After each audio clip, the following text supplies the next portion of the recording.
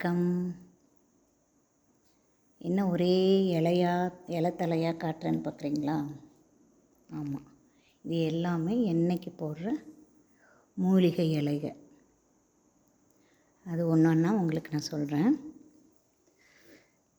கருவேப்பிலை, கேசவர்தினி, வெள்ளை கரிசலாங்கண்ணி, துளசி. 2 வித துளசியும் இருக்குது. கிருஷ்ண துளசியும் இருக்குது, நார்மல் துளசி இருக்குது.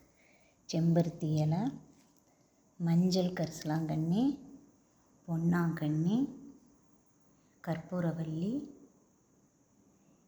இது ரோஸ்மெரி, கீழாநெல்லி, கொய்யா இலை, மாந்துளிர், தும்பை, செம்பருத்தி, சங்குப்பூ,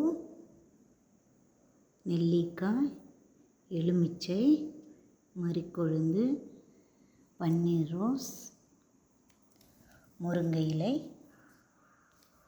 இது மருதாணி, இது கரும்பூலா, இது அவுரி. ரெண்டுக்கும் சின்ன டிஃப்ரென்ஸ் தான் இருக்கும், ஆனால் ரெண்டும் வேறு வேறு. இது அவுரி, இது கரும்பூலா. அது போக இதில் பார்த்திங்கன்னா வெந்தயம், ஆலிவிதை, கருஞ்சீரகம், இது எல்லாம் போட்டு தான் மூலிகை எண்ணெய் காய்ச்சணும்.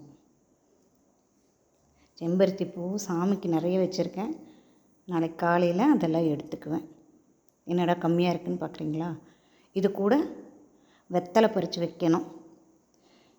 இந்நேரத்துக்கு மேலே வெத்தலை பறிக்க வேண்டாம் அப்படின்னு நான் வெத்தலை எடுக்கலை. நெல்லிக்காயும் இருக்குது, மார்க்கெட் ஜாமான் வாங்கிட்டு வந்தது இன்னும் பிரிக்கலை. அதிலிருந்து இன்னும் ஒரு 5 எடுத்து வச்சுப்பேன். மூலிகை எண்ணெய்க்கு தேவையான பொருள்கள். தேங்க்யூ.